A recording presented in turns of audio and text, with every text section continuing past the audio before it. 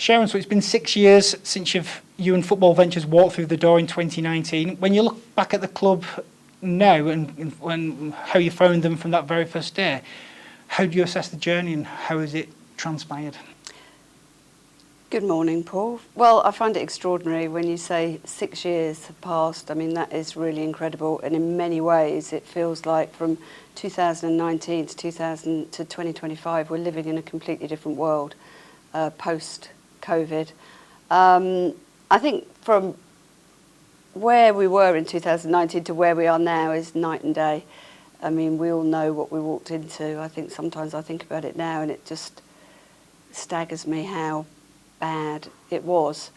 You know, when I see it functioning the way it functions and works now, and the people that we've got in place and the team and the procedures and the authenticity and the togetherness and the staff who are really top draw, I think, you know, in some ways it's frustrating. It's frustrating on the football side because obviously 6 years later we would very much like to have been in the Championship, but it's layers, it's building up layers, it's getting the foundations.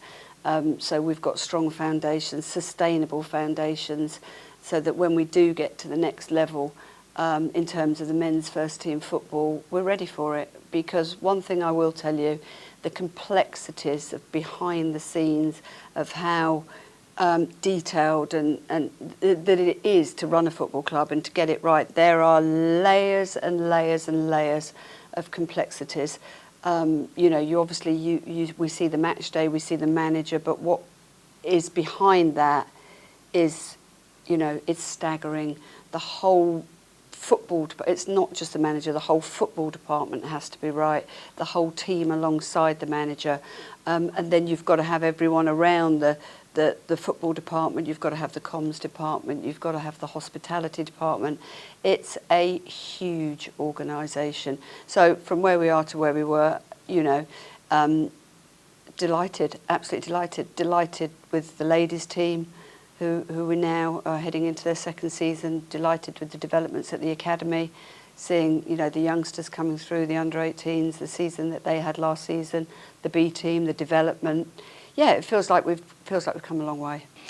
And the challenge, does it still excite you now as it did on that very first day you walked through? Given that, you know, like you said, the foundation, the structure that we've built over these 6 years, must still give you joy.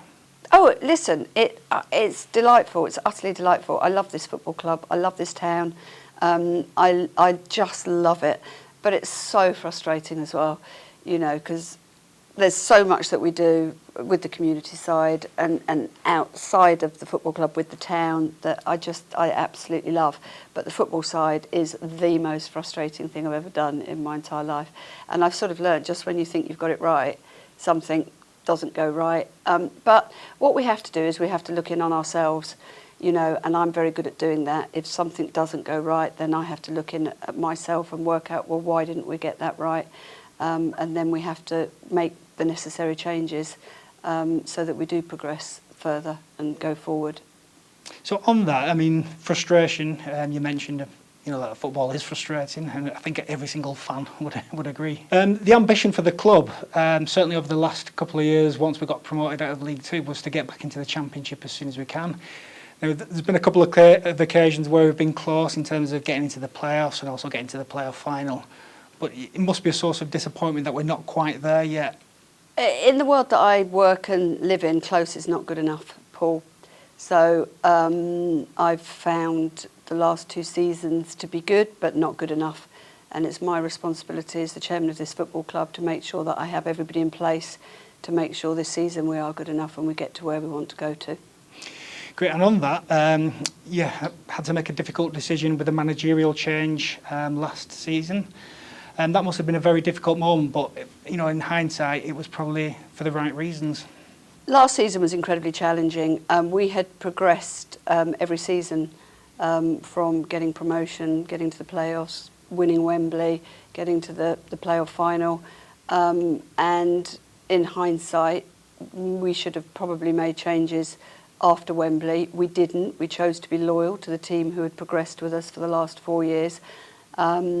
And then when Ian left in January 2025, we decided then to restructure the football department, which we have done from, top to bottom, and made considerable changes, which we feel really confident will bode well for this season. Great, and in Stephen, and we've got a manager here who's done it before in League One. He's got Plymouth promoted with over 100 points. And what have your impressions of Stephen been since his appointment? I think first of all, let's talk about honest, authentic relationships. So when Ian Evatt arrived at this football club, it was broken. It was absolute chaos. He got us promoted out of League Two. He turned down approaches from other football clubs, so he was loyal to this football club because he loved this football club. He took us to Wembley, he took us to the playoffs, and he took us to the playoff finals. So for me, the 4.5 years he spent here, he is embedded in the history and did a brilliant, brilliant job. Stephen arriving in January, was it January or February? February, I think. Stephen arriving in February. He's a very different character to what Ian was. Ian wore his heart on his sleeve. Stephen is more measured. He's settled in really well. I think Fergal Harkin joining to head up the football department is transformational. That is a full-time job. Fergal has 10 years experience at Man City. He was at Standard Liège. He's a very experienced sporting director, and I think we can already see the impact that he's had in and around the football department with the changes that he's made, working alongside and very closely with Stephen. And that's right, that structure behind the scenes is as important as it is on the pitch. And another key appointment alongside Fergal was David Ray, who's going to be joining the club as the new CEO later this month. What were your thoughts in bringing him on board? We followed a very detailed process to recruit the CEO because, again, we've realised how absolutely critical it is that we have somebody that is business-minded, that's a great leader, and that gets involved in the football in the right way. Because you do find in football, everybody wants to work in football, and they become very emotional about it, but actually you also need them to want to work in football but have the right credentials and ability to do the job, which is why we did a very thorough interview process before we found David. David is an incredibly well-educated, intelligent professional before he came into football. He spent 4 years at Plymouth Argyle and has transformed that business into, I believe last year it was actually made a profit. So we feel that he's the perfect fit for us going forward on the business side, because we talked about sustainability when we came into football, and I said to the investors we were going to try and create a sustainable football club. When they got rid of the salary cap for League One and League Two, that then became impossible. It's literally impossible, which is why I championed so hard for the redistribution of the monies from the Premier League, because we are custodians. It's a huge responsibility to be a custodian of a football club, and I think if they're just going to be burning millions of pounds every year, investors will eventually become lethargic with that, and then you'll perhaps have the wrong owners owning the club. So it's really important that the monies are distributed fairly to give us the chance as owners of EFL clubs to be able to be sustainable or there or thereabouts. So I think David Ray coming on board, he's got a great understanding of how these businesses run from a P&L basis. And, it's not just revenue, it's revenue and costs. And somebody needs to be able to look across the board at that. And we feel that David is going to be able to do that very well. And we're very much looking forward to him coming on full-time this month. Great stuff. And the most important people at a football club are the fans. From day one, you've had a very open, visible relationship with them. And there's 16,000 have already renewed for the season tickets for the coming season. Your relationship with the fans just goes from strength to strength. And how important are they to Bolton Wanderers? And why are you so open and visible compared to, like, say, some other owners who perhaps are not as much? The relationship I have with the fans at this football club is absolutely everything to me. They're absolutely brilliant. From Barry, as it's been done at Wickham, I go back to that in our first season. I know so many of them. Know so many of them to talk to. They email me, they message me, they come and see me.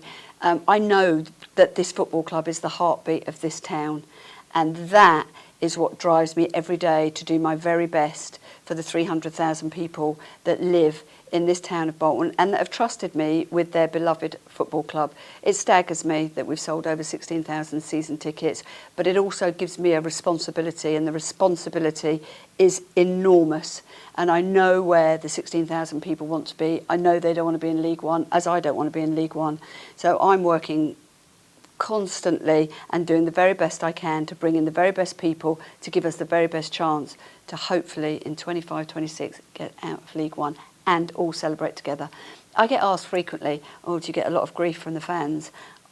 When you don't get promoted, I can honestly say with my hand on my heart, I have never, ever, ever had anything but support from the amazing fans at this football club.